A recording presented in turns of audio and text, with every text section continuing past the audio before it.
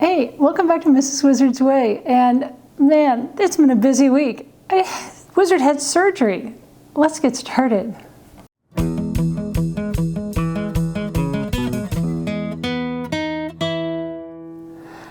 So it's been a busy couple weeks, and I was the nursemaid to the Wizard, and he had surgery on his nose and on his throat, helping with sleep apnea and snoring. Nothing dangerous or life-threatening, but definitely need to get taken care of.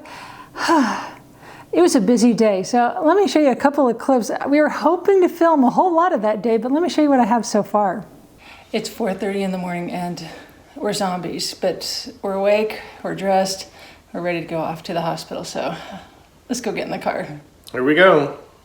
Everything went really well. We got up super early that day, like 4:15. It hurt. But you saw in the clip, we were ready to go, a little tired.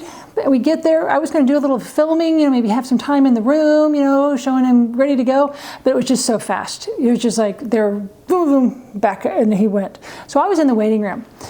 And I was in there pretty early. Okay, it's 5:45. I've just sent him back into the room. It's really, I've even got his glasses on the top of my head to keep them safe. But we've got him checked in, and he's in pre-op now. We've gotten pictures, but it's such a rush at the hospital. But we'll see how it goes. Anyway, I'll let you know in a little bit what's going on. So after I got situated, I was like, okay, there's some things I probably should have done or knew ahead of time, but I was like, gosh, now I think about it, I know a whole lot of stuff I would have loved to have known before he went in for surgery. I have 7 things today that will help. If you ever know somebody, you're the helper of the person going in for surgery. We're always focused on the person that's getting the surgery.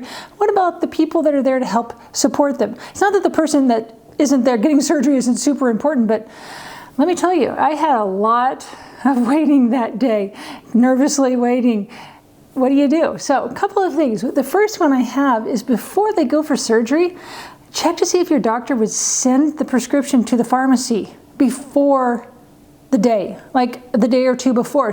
Ask if they could send it to the pharmacy ahead of time. He had a couple of prescriptions, painkillers especially, that it was nice to have ahead of time. They actually did that for us. And I was like, wow, that's such a great idea. We didn't have to stop on the way back from the hospital or I had to leave him to go get the prescriptions or ask somebody else. It was already, I could just do it the day before. It was super great. So, that's the first one. That was super easy. The second one, wear old clothes. You can saw in the video, he just wore his favorite Baby Yoda t-shirt, pair of jeans, some tennis shoes, nothing fancy, something just he was comfortable in. I wasn't going to push him and tell him what to do. He'd research all of this stuff himself. But some things to think about. If you're getting like a shoulder or some arms worked on, if you're trying to get into that t-shirt again, might be a little painful. Or if you've got a big cast, you may not be able to fit through that sleeve. So maybe a button-up shirt or a zip-on kind of something or other. Also, be aware, you're going to get dirty. Wizard had betadine. Because of course they shaved up to here. They kept his face part, so you really can't see the incisions at all. And he doesn't really look any different. But they betadine all of this, his shoulders, and I'm like, as I went back and I finally saw him, like, would you like me to help clean you up a little bit? So I got a nice warm washcloth, kind of cleaned him up a little. But yeah, Baby Yoda could have been brown. It was looking good. That was the worst he had. He didn't have a big bandage on his nose. His nose was bleeding, so there could have been blood on Baby Yoda, but there wasn't. But it could have gotten a whole lot worse. So he was okay.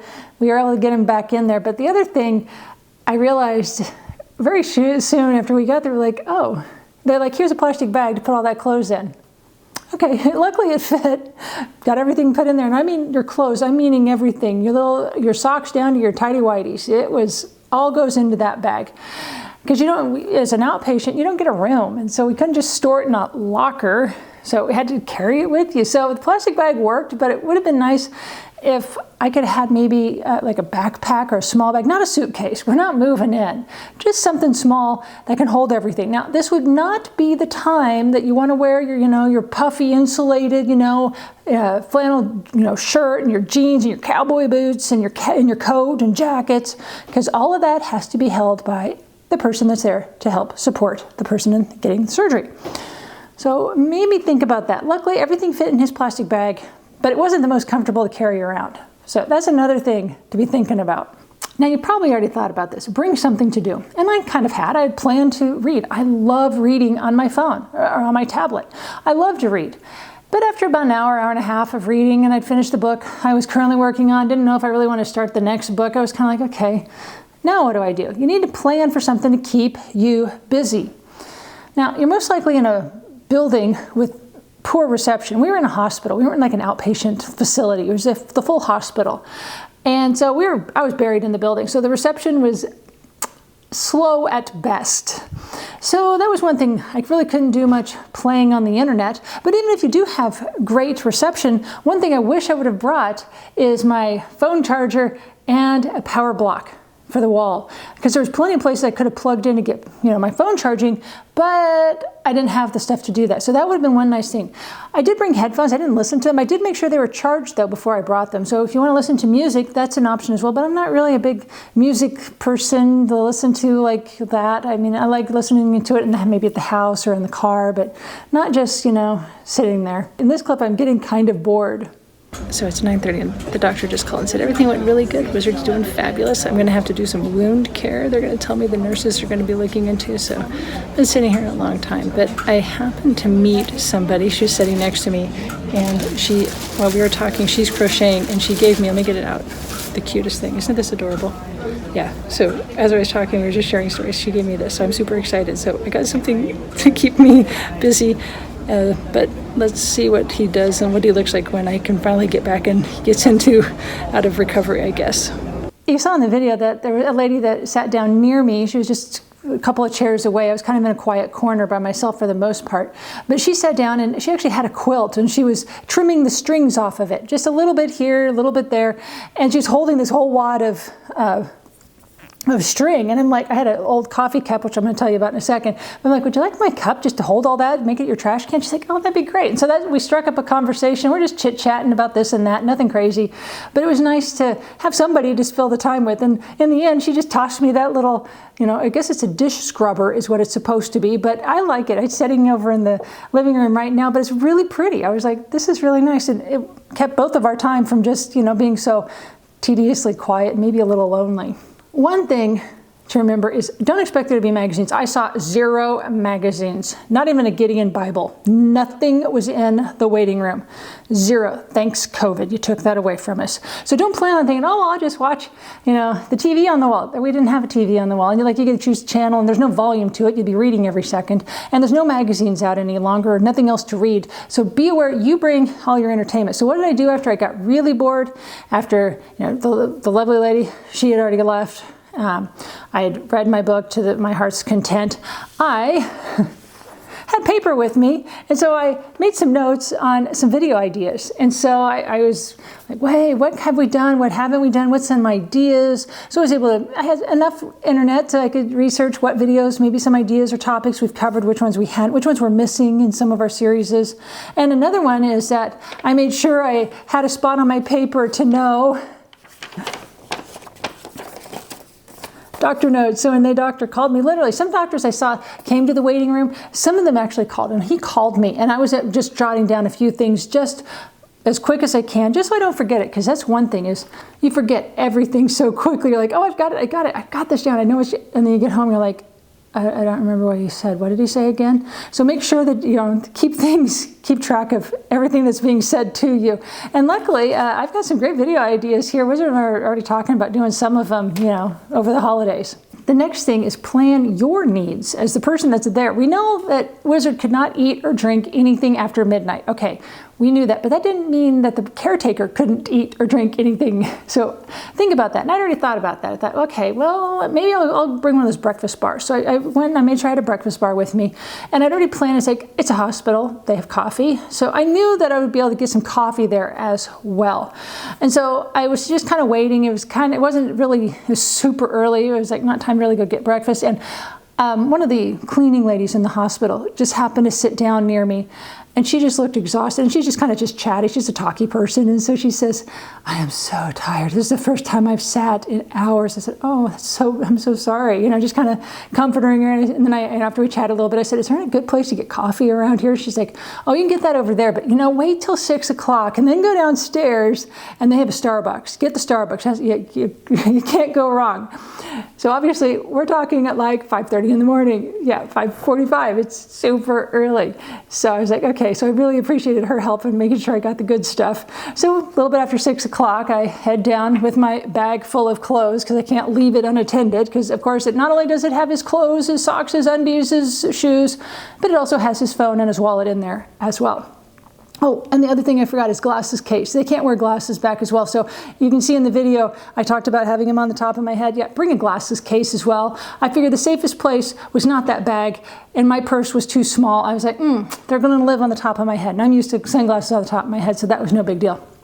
So I head down a little bit later to get Starbucks, and I'm going to eat my breakfast safari. And so that was a much better breakfast, but still, it wasn't super fabulous. Still at 6 o'clock in the morning. I don't eat at 6 o'clock in the morning normally.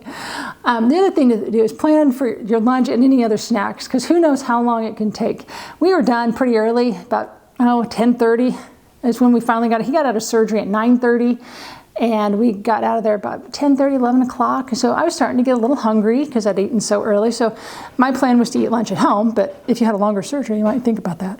Number 6 is the car ride home. It seems obvious. You're going to take them home. Of course you are. You're not going to leave them. They're not staying at the hospital forever. So make sure you plan ahead, okay? Don't have to stop for gas. Don't stop at McDonald's. They don't want to smell that while you're, in the car with them. You might bring maybe a small blanket or a pillow. They might like that. He ended up not wanting either of them, but it was an option. The other thing is do bring some sort of a small bin. We had like a 1 gallon bucket I just had in the garage. I was like, ooh, probably should bring this for reason. Years ago, my sister had a kind of a similar nasal surgery, and I picked her up, took her back. We were driving home, and she's like, I don't feel good. I'm feeling sick. Because she's probably bleeding. It's going into her tummy. She's getting nauseous. I'm like, okay. I luckily was able to pull over on the highway fast enough for her to throw up on the side of the road. So I learned from then on, bring something to throw up in. So he didn't need it for that. We actually ended up using some of the buckets and trash because he was bleeding a lot, and it was not pretty. So he was having to tend to that. So always make sure, plan ahead. It's better to have it in there and not need it than have to do that mad dash off the side of the road, or worse yet, all over the car. Oh, I can't imagine. Okay, so you guys always love, here's my Daisy, and she is part of number 7. Obviously, you're taking him home, they get home. Okay, he's home. You just want to make him comfortable. And this is probably one of the things that helped keep him more comfortable, because she's just soft. She's just so calm. She's just the sweetest thing in the world. But, plan ahead for when they get there, make him comfortable. We planned for him to have easy to, swallow foods for several days. But we also found that we need to have something for them to do. And this ended up being not what he had planned. He planned to watch movies, just to sit down and just watch a whole bunch of movies and chill. Okay, that was his plan. Unfortunately, the painkillers weren't going to let that happen. He really found that he couldn't focus. He hated taking them really, but he really needed to for the pain level. He just didn't like what it did to his mind. It kind of made it fuzzy. And so he couldn't follow the storyline. So that ended up not working for him. So luckily, little Daisy here was the better solution. And he ended up milling around the house a lot, because he's like, at least if I walked around the house, it kind of took his mind off the pain. So she's trying to run around. So I'm going to put her down and I'll get back to you guys. The last suggestion I've got is write down when you're taking the medicines. I learned this with a couple of other kiddos who've had just little simple things. I had a kiddo who's had her tonsils out, just some wisdom teeth taken out as well. But one of them was to keep track of when medicines were taken. So he was given a prescription for painkillers. And so I'm like, we wrote down what it was and how often to take it. So he was on hydrocodone, and it was every 4 hours. So I wrote that on here, 4 hours. And I'm just like, write down when you take it. And then I can take it at the next time. So you don't have to, did I take that already? Did I not take it? And at one point, he's got some of them where 4:30 in the morning. Now, the last time he put a big X through it because he said, I'm done with this. I'm not taking these anymore. He did it for 3 days. He had surgery on Wednesday. Friday, he said, nope, no more. I'm done. So that was it for the painkillers. The other one was in a 3-a-day antibiotic. And so he just made sure, he just kind of wrote down the times he took each of those to make sure. He's like, did I take that one or not? Because you don't want to double up. Definitely, okay, the antibiotic probably wouldn't have been terrible if he doubled up on it, but the painkiller, that definitely would not have been a good one to double up on by accident. No overdosing for wizards. So those are what I have. I would have done more of the video for you guys with follow-up. That was kind of my hope. But it didn't work out that way. When I get back and I see Wizard in the recovery after he's woken up and he's still not feeling good, he's still kind of woozy from everything, but he wasn't looking so good. His eyes were rimmed red. Not that he had been crying, it was just they were all red, and his beard was all akimbo. Kind of looked like the hair on a Barbie doll when you give it to like a 3-year-old. And it's been a week. Yeah, it's all kind of just everywhere. So, but it was all here. Yeah, it didn't look so good. And he just really wasn't he wasn't loopy. He was just in a lot of pain. And he's had surgeries before. It's not the very first time he's been knocked out and, under the knife. But he said this was the worst one ever. And so he was just miserable. He didn't feel good at all. And so I felt really bad. And I was like, I'm not going to film this. I'm not filming anymore. We got those few little video clips of, before we left and me talking and waiting for him to come out. But that was it. And so really the next time he got videoed was this past week when he went back to work. And we shot videos in line with the shop. So we discovered, if you watch Tyler's video of him looking at one of the cars, he can't look up because there's sutures here. He can't look up, so Tyler put him on a table and rolled him around. Why not? At least it was funny. And Wizard was, of course, all game for it. Otherwise, he just can't look up a whole lot. He kind of looks like this, and he makes it do. So I hope that helps. I hope you don't have to do too many surgeries, but if you do and you're the caretaker, this might help. I would have loved to have seen something like this before I went. So if my experience can help you, that is my goal today. So that's all I've got. I hope you've subscribed. If you haven't, do push that subscribe button. I'd love to talk to you again next week. See ya. Bye.